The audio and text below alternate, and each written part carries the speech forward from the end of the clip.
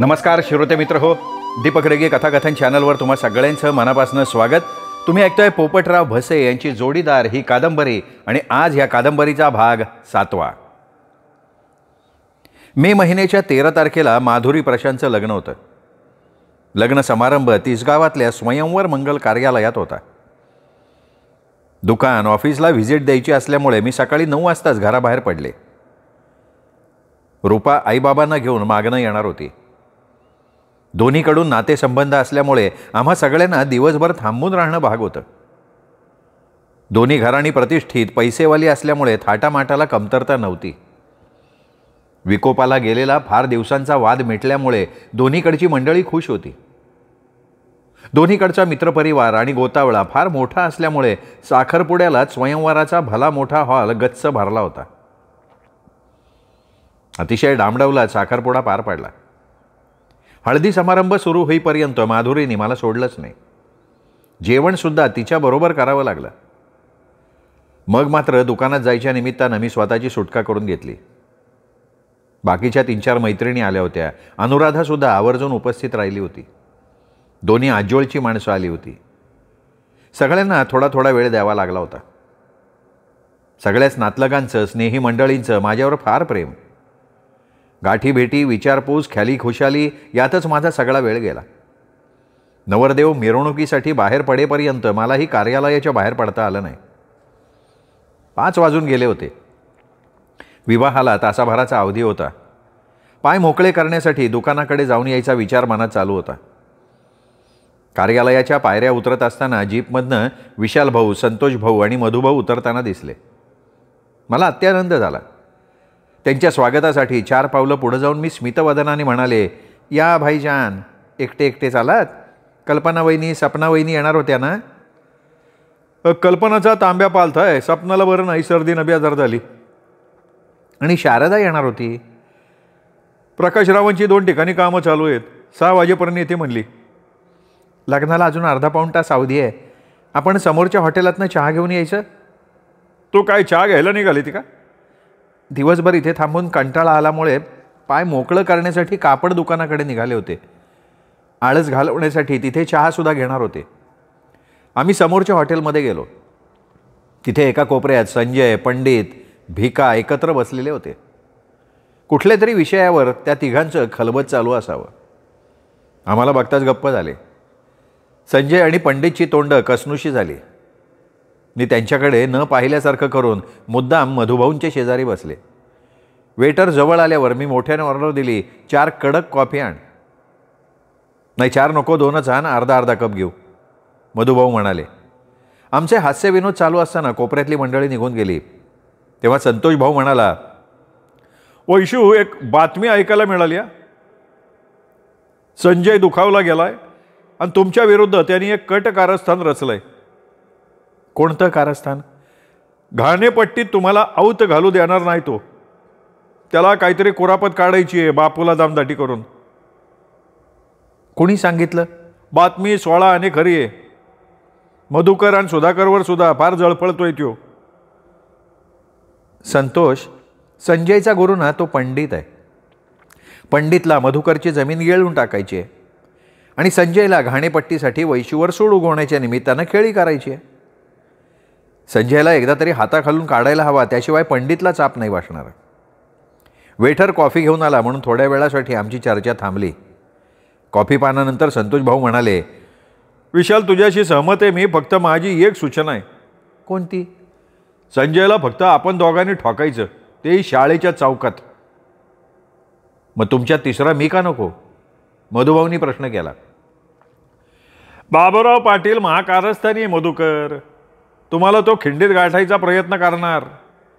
आम्हा दोघांचं कुणी काय वाकडं करू शकणार नाही, लक्षात घे. विशाल भाऊ, संतोष भाऊ, तुम्हाला माझी विनंती आहे की सगळ्या रामायणाचं मूळ मी आहे. माझा भाग घेऊन तुम्ही संजयला मारहाण केलीत तर गावात दुफळी झाल्याशिवाय राहणार नाही. संजयशी टक्कर द्यायला मी एकटी समर्थ आहे. अगं पण कशी टक्कर देणार तू? बघत राहा. त्यांनी फक्त कुरापत काढायला हवी. मी रिंग देता सतीश दादांनी तासाभरात यायचा मला शब्द दिलाय. शितोळे साहेबांना सुद्धा मी कल्पना देऊन ठेवली आहे. तू कधी भेटली शितोळे साहेबाला? अरे त्यांची मुलगी अनुराधा सुधाकरच्या वर्गात आहे. तिच्याशी सुधाकरप्रमाणे माझीसुद्धा गाढ मैत्री आहे. आम्ही शितोळे साहेबांच्या घरीसुद्धा जाऊन आलो आहे. अच्छा, तरीच त्या दिवशी सुधाकरनं एवढी हिंमत दाखवली बरं का. मधुभाऊ, शेळीसारखं जगणं मला नाही आवडत. ठीक आहे वैशू, आम्ही तुझ्या पाठीशी आहे.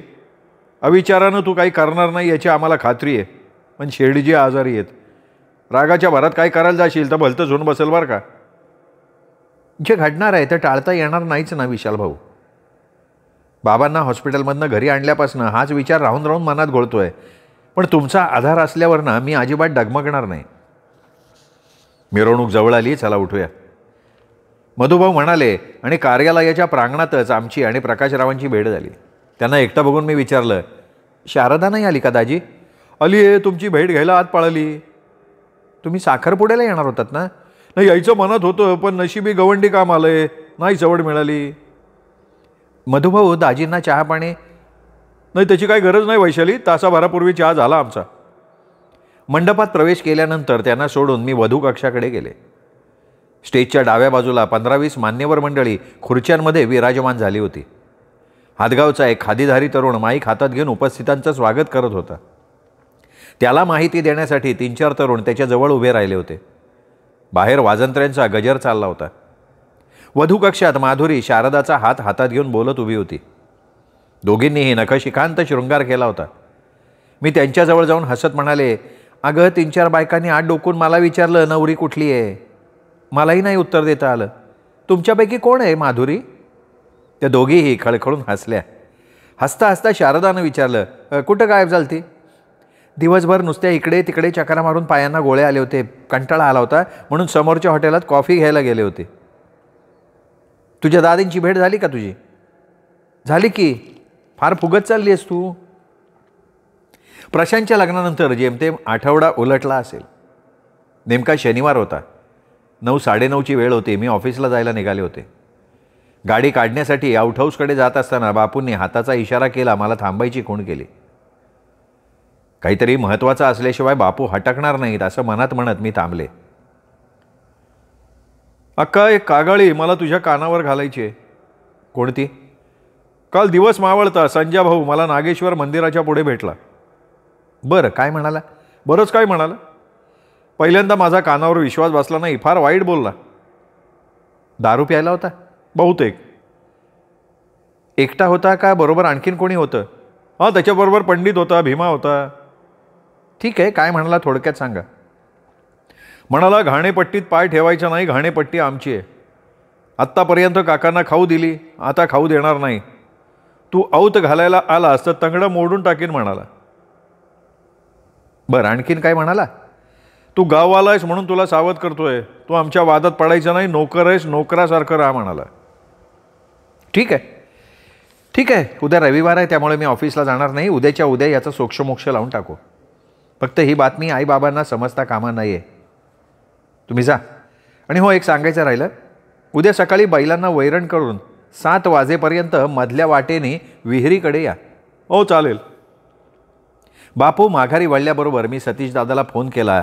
त्याला इत्थंभूत हकीकत सांगितली आणि म्हणाले, सतीश दादा, आजपर्यंत तू अनेक वेळा सबुरीचा सल्ला दिला आहेस. मी तुझा शब्द नाही ओलांडला. पण त्या नालायकाची आरेरावी आता सहनशक्तीच्या पलीकडे चालली आहे रे. बाबा आजारी नसते ना तर मी तुझी पुन्हा विनवणी केलीच नसती. तू भाग घेणार नसलास तर तसं स्पष्ट सांग. तुझ्यावर नाही शक्ती माझी. त्या अधमाला प्रतिकार करण्यासाठी काय करायचं ते माझं मी बघीन. गळ्याशी आल्यावर कोणी कोणाचं नसतं सतीश दादा. असं का म्हणते वैशू तू? मग काय म्हणू अरे? त्या बेवड्यानं एखाद्याचा मुडदा पाडल्यावर मग आमचा कैवार घेणार का तू? ही गोष्ट आत्या मामानं समजली आहे? नाही समजली. मी भाग घेणार नाही असं मी कधी म्हणालो तुला? नाही म्हणाला नाहीस तू, पण फक्त झुलवत ठेवलं आहेस. नाही नाही वैशाली, लक्षात घे, दुर्जनांच्या अपराधांचा घडा पूर्णपणे भरावा लागतो. मग त्याची बाजू घ्यायला सहसा कोणी धजावत नाही. कधी नांदगावला येऊ सांग. उद्या रविवार आहे, मी ऑफिसला जाणार नाही. सकाळी 8 वाजेपर्यंत नंदादीपकडे नाही आलास तरी चालेल. स्टँडजवळ आलास ना की मला रिंग दे. काय प्लॅनिंग काय? बापू औध घेऊन घाणेपट्टीत जाणार आहेत. मी पण बापूंच्या बरोबर असणार. तू त्याचं तंगडं तोडायला येऊ शकतोस. मी आज संध्याकाळी संजयला निरोप देणार आहे. तो घाणेपट्टीकडे आला तर ठीक, नाही आला तर त्याच्या घरी जाऊ आपण. घाणेपट्टीकडे आपण तुझ्या गाडीतनं जाऊ. संजयला मी लगेच तोंड दाखवणार नाही. तू एकटीच आली आहेस असं त्याला वाटायला हवं. सतीश दादानं दुरुस्ती सुचवली. ठीक आहे, त्याची चांगली जिरवायची आहे सतीश दादा. दुसऱ्या दिवशी सकाळी बापू सांगितल्याप्रमाणे मला भेटायला आले. मी त्यांना सांगितलं, बापू अर्ध्या पाऊण तासानं तुम्ही नांगर घेऊन घाणेपट्टीकडे जा, नांगरणी सुरू करा. भ्यायचं कारण नाही, तुमच्या मागोमाग मी येणार आहे. हो, पण तू यायला उशीर करू नको. नाही करणार, मी तयार होते. सतीश दादानं रिंग दिल्याबरोबर मी नंदादीप बाहेर पडले. बरोबर 8:15 वाजता आम्ही घाणेपट्टीत पोचलो. सतीश दादा गाडीतनं खाली नाही उतरला. मी बांधावर जाऊन उभे राहिले. आमच्यानंतर 15-20 मिनिटांनी हातात काठी घेऊन संजय दादा आला. त्याच्याबरोबर भीमा होता. तो मात्र पुढे नाही आला. तो लांब उभा राहिला. मला एकटीला बघून संजय दादाला आनंदाची उकळी फुटली असावी. ताड माझ्याकडे आला. गुरमाईनं म्हणाला, लय पैशाची धुंदी चढली काय? बऱ्या बॉलानं बापूला आऊत बाहेर काढायला सांग. घाणेपट्टी आमच्या मालकीची. आमच्या म्हणजे कोणाच्या? माझ्या बापाच्या. तुझ्या बापाने खरेदी केली आहे का? तसं असेल तर खरेदी खत घेऊन ये. खरेदी खत दाखवायला तू कोण लागून गेली? नाही, मी तुझी कोणी नाही आहे हे मला माहिती आहे. पण खरेदी खत मला नाही, जमादार साहेबांना दाखवावं लागणार आहे. मी त्यांची वाट बघते, येतील एवढ्यात. मग मात्र संजय चापापला. काय बोलावं तर त्याला मिनिटभर सुचलंच नाही. मग उसना अवसान आणून म्हणाला, काय जमादार साहेब काय न्यायाधीश आहे का?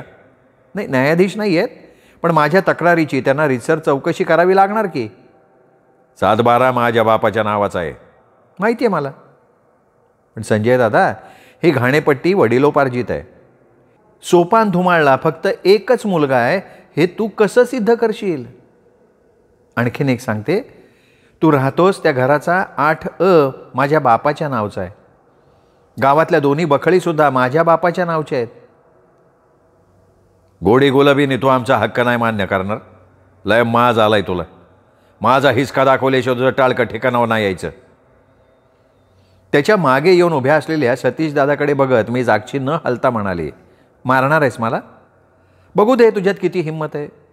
आजपर्यंत मी शांत राहिले, त्याचा गैरफायदा तू घ्यायला लागलायस. अरे बेवड्या, माझी इस्टेट पाहिजे ना तुला? मग मला खतम केल्याशिवाय तुला ती मिळणार नाही. ये पुढे का थांबलायस? माझ्या हातात काहीच नाही नालाय का? जमादार साहेब आल्यानंतर तुला अशी नामी संधी नाही मिळणार. संजय दादाचा राग उफाळला. क्रोधानं लाली लाल होऊन काठी उगारून पुढे येत म्हणाला, टवळे छांडळणी बघ माझा हिसका. तेवढ्यात सतीश दादाच्या हातातल्या चापकाचा संजय दादावर जोराचा फटका बसला. मग सतीश दादाने आवाज टाकला, बोकडाची आवलत, वैशिव हात टाकणं एवढं सोपं वाटलं वय तुला? अरे किती पाप करणार आणखीन तू? असं म्हणून त्यांनी रागानं बेभान होऊन संजय दादावर फटाफटा 4-5 कोरडे ओढले. संजय दादा मोठ्यानं ओरडत धरणीवर कोसळला. त्याचा आक्रोश चालू असताना गचांडी पकडून त्याला उभं करत सतीश दादा म्हणाला, बाडव्या, वैशूची बाजू घेणारा कोणी नाही असं समजतो का तू? तिला डिवचायचा प्रयत्न केला ना, याद राहा, गाडून टाकल मी जिवंत. सतीश दादानी त्याला एवढ्या जोरात ढकललंय की तो पुन्हा भुईसापाट झाला. शक्तिपात झाल्यामुळे त्याला उठता येईना. लांब उभ्या असलेल्या भीम्याला सतीश दादा म्हणाला, ए काळ तोंड्या, तुझ्या दोस्ताला घेऊन गावात जा आणि पुन्हा या अधमाबरोबर दिसला ना, तुझी बी तिथल्या तिथं चामडी सोलटल मी, सांगून ठेवतोय. भीमा संजय दादाला घेऊन गावाकडे गेल्यानंतर मी अत्यंत आनंदानं सतीश दादाला विचारलं, तुझे आभार कुठल्या शब्दात मानू दादा? कोणच्याही नाही, मी आपलं माझं कर्तव्य केलंय. विशाल भाऊकडे जायचं का नंदादीपकडे? दोन्हीकडं नको, मला एका मित्राच्या साखरपुड्याला जायचंय. अरे जेवायच्या निमित्ताने बाबांची भेट झाली असती. त्यांना भेटायला येईल 3-4 दिवसांनी. विशाल भाऊ वाट बघतील. त्याला फोन करतो की मी. मे महिन्याच्या शेवटच्या सप्ताहात ज्या दिवशी वळवाच्या पावसानं हजेरी लावली, त्याच दिवशी बाबांच्या छातीत दुखायला लागलं. त्यावेळी मी ऑफिसमध्ये होते. बाहेर रप पाऊस कोसळत असताना रूपाचा फोन आला. मी तिला लगेच बाबांना शुश्रूषा हॉस्पिटलमध्ये आणायला सांगून रानडे डॉक्टरांना फोन केला. माझी चिंता दिवसेंदिवस वाढत चालली होती. मनातल्या व्यथा वेदना मनातच ठेवाव्या लागत होत्या. आईला नजरेसमोर अंधारच अंधार दिसायला लागला. रूपा अजाण होती. तिची ही अवस्था वाट चुकलेल्या पाडसासारखी झाली होती. मी स्वतःला सावरण्याचा जेवढा जेवढा प्रयत्न करत होते तेवढी तेवढी सैरभैर होऊन जात होते. आधार देणारे पुष्कळ होते, पण मला मात्र सारखं एकाकी वाटत होतं.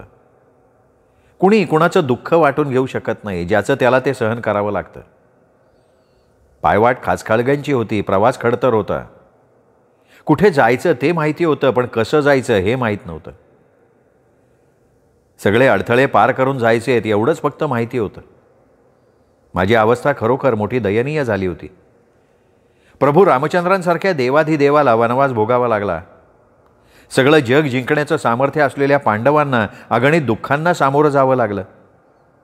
जन्मजात अभेद्य कवचकुंडला असलेल्या कर्णासारख्या अजिंक्य वीराच्या वाट्याला थोड्या वेदना आल्या का?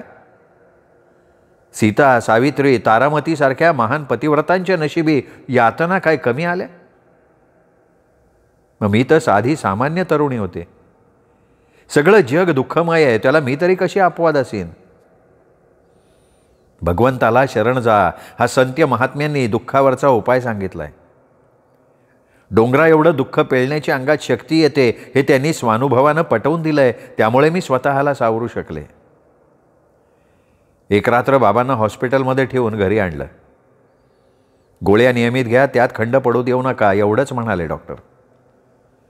एक दिवस मध्यंतरी जाऊ दिल्यानंतर मी ऑफिसला जायला निघालेले असताना बाबा म्हणाले, वैशू, एक सांगायचं आहे तुला.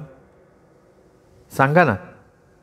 आपल्या उद्योगधंद्याची सगळी व्यवस्था बघू शकणारा एखादा विश्वासू व्यवस्थापक नेमावा असं वाटतंय मला.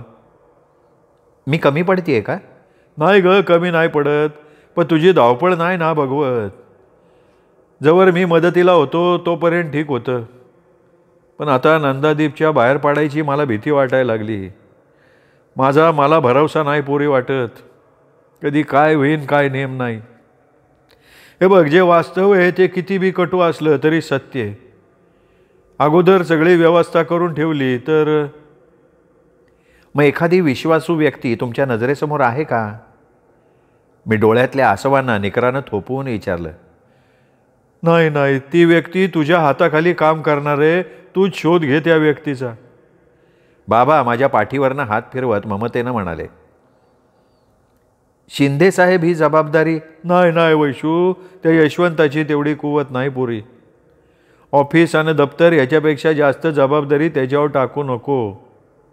यशवंता ऑफिसच्या बाहेर पडता कामा नये. व्यवस्थापनासाठी माणूस तरुण, विश्वासू, हुशार आणि पदवीधर असला पाहिजे. पण असा सर्वगुण संपन्न माणूस मिळेल? मिळल. हरीचे लाल जगात लय असतात, शोध घेत राहा, नक्की सापडल. ठीक आहे, आजपासून शोध घ्यायला सुरुवात करते. बाबांचा निर्णय योग्य होता. उद्योगधंद्याच्या व्यापात मी पूर्ण अडकून पडले होते. मला स्वतःचं खाजगी जीवनच राहिलं नव्हतं. जन्मदात्यांची सेवा चाकरी करायला सुद्धा पुरेसा वेळ मिळत नव्हता. व्यवस्थापक नेमला असता तर माझ्यावरचा ताण बराचसा कमी होणार होता. आणि सगळ्यात महत्त्वाची बाब म्हणजे बाबांना उद्योगधंद्याची जी चिंता वाटतीये ती बहुतांशी कमी होणार होती. ऑफिस गाठेपर्यंत माझ्या डोक्यात तेच विचार सुरू होते. ऑफिस बाहेर खडी मशीनवर काम करणारा रघु दिसला. शिंदे साहेबांप्रमाणे रघुसुद्धा अतिशय विश्वासू होता, प्रामाणिक होता. त्याच्याजवळ जातच मी विचारलं, काय रे रघु, इकडे यायला तुला नानांनी सुट्टी कशी दिली? नाही, त्यांनी नाही दिली सुट्टी. लाईट नव्हती, थोडा किराणा न्यायचा होता, मग मीच घेतली सुट्टी. पैसे हवेत का तुला? नाही, नको, आहेत की माझ्याकडं. मग काम आहे का काही? आहे ना, आहे. एक उंच गोरा गोमटा माणूस तुमच्या संजू दादाबरोबर श्रीधर नानांकडे हेलपटे घालतोय. ते काळेवाडीकडनं येतात, काळीवाडीकडं जातात. काहीतरी काळं बिरा असल्याचा संशय येतोय मला. तुमच्या कानावर घालण्यासाठी किराण्याच्या निमित्तानं आलो मी. कधी कधी आले होते ते? या आठवड्यात त्यांची यायची कालची दुसरी वेळ. तुझा संशय तू कुणाजवळ बोलून नाही ना दाखवला? नाही. आणखीन एक सांगायचे. काय? परवा रात्री 2 गाड्या काळेवाडीहून आपल्या क्रशरकडे जाताना दिसल्या. किती वाजता? 9:30-10च्या दरम्यान. रघुनं दिलेली माहिती धक्कादायक होती. श्रीधर नानाचा मला गेल्या अनेक दिवसांपासून संशय होता, त्याला पुष्टी मिळाली होती. विजयला दत्तक द्यायची डाळ शिजली नाही म्हणून संजय दादानं हा घाणेरडा मार्ग अवलंबला होता. संजय दादाबरोबर जो माणूस येतोय त्याचं नाव गाव आपल्याला समजायला पाहिजे रघु. नाहीच समजलं तर कमीत कमी येणाऱ्या गाड्यांचे नंबर. आलं लक्षात अक्कासाहेब. आपला वॉचमन श्रीधर नानाच्या मर्जीतला आहे, तो थांगपत्ता लागू देणार नाही. श्रीधर नानांची बायको मात्र साधी बोळी आहे, तिला येतं लिहिता वाचता, तिच्याकडनं गाड्यांचे नंबर मिळतील. कर, प्रयत्न कर.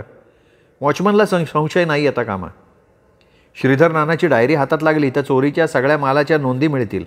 लागतो तपासाला, काही हाती लागलं तर लगे फोन बी करतो. चालेल. ऑफिसमध्ये जाऊन बसल्याबरोबर मला व्यवस्थापकाची खरोखर प्रकर्षानं गरज जाणवली. मी डोक्याला हात लावून बसले म्हणून अशोकनं आपलेपणानं विचारलं, तब्येत बरी नाही का अक्कासाहेब? नाही, डोकं किंचित जड झालंय, 2 कॉफी घेऊन ये. कॉफी पिताना मला अचानक मधुभाऊंची आठवण झाली. डोक्यात लख्ख प्रकाश पडला. मधुभाऊंसारखा लायक व्यवस्थापक, कामसू, विश्वासू, प्रामाणिक, हँडसम, पदवीधर असा तरुण शोधून सापडणार नाही. माझी मुद्रा क्षणात उजळली. मी शिंदेसाहेबांना म्हणाले, शिंदेसाहेब, तुम्ही ऑफिस सोडून बाहेरची कामं करण्यासाठी जाऊ शकत नसल्यामुळे आपल्याला बाबांची जागा भरून काढणारा एक हुशार, विश्वासू असा व्यवस्थापक नेमायचा आहे. हो, तुम्ही आहात की? नाही, मी आहे, पण माझ्या कामाला मर्यादा आहेत. शिवाय माझ्यावर इतर प्रापंचिक जबाबदाऱ्या आहेत. आपल्याला पाहिजे तसा एखादा गरजू तरुण तुमच्या पाहण्यात असला तर सांगा. अक्कासाहेब, हल्ली पोटच्या पोरावर विश्वास ठेवणं अवघड आहे. चंगळवाद वाढतोय, नीतिमत्ता कमी होत चालली. तुम्हीच निवड करा व्यवस्थापकाची. त्या दिवशी दुपारनंतर फक्त तासभर ऑफिसमध्ये थांबले, लगेच घरी परतले. आल्या आल्या वॉश घेतला, साडी नेसले, गंध पावडर केली, खाली आले. आईनं विचारताच म्हणाले, अगं मी गावात निघाली आहे, महत्त्वाचं काम आहे, यायला कदाचित थोडा उशीर होईल. पण एकटीच चालली होय. बापूंना तासाभरानं पाठवून दे, मी विशाल भाऊंच्याकडे असेन. उशीर करू नको बाया, तू आल्याशिवाय आम्ही जेवणार नाही. आणि कल्पना वहिनीने मला जेवायचा आग्रह केला तर मग फोन कर. मधुभाऊंच्या दारापुढे मी गाडी थांबवली, हॉर्न वाजवला. सुधाकर ओसरीत होता, निमिषा अर्थात बाहेर आला. काच खाली घेऊन मी त्याला विचारलं, मधुभाऊ नाही आहेत घरात? आत्ता एवढ्यात गेला विशाल भाऊकडं, ये ना, आणतो बोलवून. नाही नको, मी मधुभाऊंना बरोबर घेऊन विशाल भाऊंच्याकडे जाणार होते. अगं चहा घेऊन गेली असती तू तर. अरे पाण्यापेक्षा चहाच पिते मी हल्ली जास्त. मी हसत हसत नकार दिला आणि अवघ्या 2 मिनिटात विशाल भाऊंच्या समाधान हॉटेलपुढे गाडी उभी केली. मला बघताच विशाल भाऊ खुर्चीतनं उठले. गाला छानपैकी हसत त्यांनी माझं स्वागत केलं. या या अक्कासाहेब या. साहेब? मी एवढी मोठी नाही झाले विशाल भाऊ. हॉटेलमध्ये पाय ठेवताच मी नम्रपणे म्हणाले. हां, पण तेवढी लहान पण नाही राहिली तू वैशू. काय बोलताय भाऊ तुम्ही? बरं जाऊ दे, एवढ्या उशिराने आज अचानक, ते पण एकटी. महत्त्वाचं काम निघालं म्हणून यावं लागलं. माझ्याकडं का ह्याच्याकडं? दोघांच्याहीकडे. आता हिथं सांगण्यासारखं आहे का वर जाऊन बसायचं? वरतीच जाऊन बसलो असतो, पण इथे. अगं हिथला मंदार बघल, तुम्ही व्हा वरती, मी कल्पनाला स्वयंपाक वाढवायला सांगतो. नाही, जेवणाचा नका आग्रह करू विशाल भाऊ, जेवायला येते असं आईला सांगून आली आहे. तू जेवायला येणार नाही असं मी काकीला फोन करून सांगतो. असा योग पुन्हा नाही येणार वैशू. भाजी काय बनवायला सांगू? नाही, मला सगळ्या भाज्या आवडतात, फक्त लसणाची झणझणीत चटणी बनवायला सांग. तरीच तुझा तिखटपणा दिवसेंदिवस वाढत चालला बरं का वैशू. विशाल भाऊ, अहो गोडवा वाढला ना की लोक मुळासकट चावायला सुरुवात करतात. मी गालात हसत म्हणाले. मधुभाऊंच्या मागोमाग मी जिना चढून वरती गेले. गादीच्या बैठकीवर बसल्यावर मधुभाऊंनी गंभीरपणे विचारलं, एवढा गंभीर विषय आहे का? नाही, माझ्या दृष्टीनं गंभीर नाही आहे. यानंतर मधुभाऊंनी मला दुसरा प्रश्न विचारला नाही. त्यांना संकोच वाटल्यासारखं जाणवलं म्हणून त्यांची फिरकी घ्यायची मला लहर आली. मी मधाळ हसत हसत विचारलं, मधुभाऊ, तुम्ही आजपर्यंत कुणाही तरुणीबरोबर असं एकांतात बसला नसणार, खरं आहे का नाही? नाही, संकोचल्यासारखा चेहरा करून बसला आहे म्हणून विचारावंसं वाटलं. तुझ्या कल्पकतेला दाद द्यायला पाहिजे. नाही, माझ्या प्रश्नाचं उत्तर द्या की. तुझ्या प्रश्नातच त्याचं उत्तर आहे. एक गाणं ऐकू टाईमपास म्हणून? तुमचा चेहरा फार आखडला आहे म्हणून? तुझं गाण्यावरचं प्रेम माहिती आहे की मला. माझा विरंगुळा आहे तो. ऐका. आजा आई बहार दिल है बेकरार ओ मेरे राजकुमार तेरे बिन रहा न जाए आजा. माझी गोड धून ऐकताच मधुभाऊ चपापले. मला हसायला आलं. मी हसत म्हणाले, मधुभाऊ, असं म्हणणारी आजपर्यंत तुम्हाला कोणी भेटली का नाही, खरं सांगा? अगं पाय कुठे आहेत बाई तुझे? सकाळपासून तुला कोणी भेटलं नाही का? आम्ही खळखळून हसत असताना विशाल भाऊ गोल्डस्पॉटचे 3 ग्लास घेऊन वरती आले.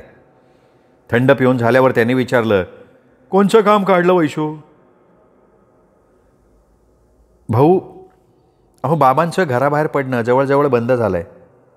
त्यामुळे आमच्या उद्योगधंद्याचे व्याप सांभाळण्याची कामगिरी माझ्या एकटीवर येऊन पडली आहे. सगळी माहिती झाली आहे, पण कामगिरी मोठी जिकिरीची आहे. बऱ्याच ठिकाणी रोज जाता येत नाही. उधार वसुली करताना अनेक ठिकाणी अडचणी येतात. दिवस मावळण्यापूर्वी घरी परत यावं लागतं. म्हणून हे सगळे व्याप सांभाळू शकणारा आम्हाला एक कुशल व्यवस्थापक नेमायचा आहे. नाही, चांगली गोष्ट आहे ना.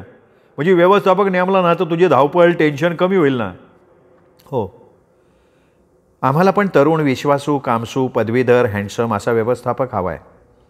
जॉब परमनंट असेल, पगार अपेक्षेप्रमाणे दिला जाईल, प्रवास भत्ता, वार्षिक वाढ देण्यात येईल. मग ह्या कामी आम्ही काय मदत करायची सांग ना तुला. आमच्या उद्योगधंद्याच्या व्यवस्थापनाची धुरा मधुभाऊंनी स्वीकारावी ह्या अपेक्षेनं मी तुमच्याकडे आली आहे. माझा प्रस्ताव ऐकून दोघेही अवाक झाले होते. मीच पुढे म्हणाले, मधुभाऊ, माझी ऑफर पटली नाही का हो तुम्हाला? नाही, न पटण्याचा प्रश्नच नाही आहे. मधुभाऊ, तुम्हाला तुमच्या नोकरीची शाश्वती वाटत नाही. तुम्हाला अकाउंटचं पूर्ण ज्ञान आहे. तुम्ही आमच्यापासून हाकेच्या अंतरावर आहात. तुमच्यासारखा हुशार, विश्वासू तरुण शोधून सापडणार नाही. वैशू, अगं तो संजय, पंडित ही सगळी मंडळी आमच्यावर डूक धरून आहेत. त्यांच्या हातात आयतं कोलीत पडेल. गावात काहीही भलत्या सलत्या वावड्या उठवायला ती मंडळी कमी नाही करणार. मी त्यांच्या कुठल्याही वावड्यांना, कटकारस्थांना भीक घालणार नाही. भित्र्या भागूबाईसारखं जगणं मला पसंत नाही हे मी तुम्हाला सांगितलं आहे. आणि तुम्हाला मान्य नसेल तर माझी बळजबरी नाही आहे. मधुकर, ही ऑफर तू चॅलेंज म्हणून स्वीकारावी. आम्ही आहोत. वैशूची अडचण लक्षात घे. तिला तुझ्यासारखा सहकारी खरंच मिळणार नाही, हो म्हणतो. मी अजंठा स्टील कंपनीला 2 वर्षाचा बॉन्ड लिहून दिला आहे. अरे, त्याची मुदत संपायला अजून 7-8 महिन्याचा अवधी आहे. राजीनामा द्यायचा असेल तर 1 महिन्याचा पगार भरावा लागेल. तुमचा महिन्याचा पगार भरायची माझी तयारी आहे. एक अडचण येईल. कोणती? प्रवासाची. माझ्याकडे सायकलशिवाय दुसरं साधन नाही. तू जर मला हप्त्यावर एखादी 2 व्हीलर घेऊन दिली तर सगळ्या साईट्सना भेटी देण्यासाठी वेळ वाया जाणार नाही. तुम्हाला 4 व्हीलर नाही का चालवता येत? अगं आताशी कुठे 2 व्हीलर शिकलो आहे. अडचण रास्त आहे. मी लवकरात लवकर तुम्हाला दुचाकी घेऊन देईन. तोपर्यंत तुमच्या सेवेला माझी गाडी असेल. आणखीन काही अडचणी असतील तर निसंकोचपणे सांगा. तू माझ्यावर एवढा विश्वास टाकायला तयार कशी झालीस? तुमच्या या प्रश्नाचं उत्तर मी नंतर कधीतरी देईन. विशाल भाऊ, तुम्ही मगाशी म्हणाला त्याप्रमाणे मी खरोखर बरीचशी टेन्शनमुक्त झाली आहे. मधुभाऊ, उद्या सकाळी 9:30 वाजेपर्यंत माझ्याकडे या. उद्या नोकरीचा राजीनामा द्यायचा आहे तुम्हाला. खाली चला, कल्पना वाट बघत असेल. उरलेलं जेवता जेवता बोला. आईला फोन केला? मी नाही केला, कल्पनानं केलाय फोन. जेवण झाल्यानंतर 5-10 मिनटं थांब वैशू. आईबाबांना कल्पना द्यायला हवी. मी जातो, ते वाट बघत असतील. फार शहाणा आहे तू. तू पण जेवायला इथं थांबणार आहे असं कल्पनाला सांगितलंय मी. मंदार तुझ्या घरी सांगून आलाय. आम्ही जेवायला बसलो. टेन्शन मुक्त झालेलो होतो. मित्र हो, जोडीदार या कादंबरीचा 7वा भाग इथेच संपला. 8वा भाग उद्या. तोपर्यंत नमस्कार.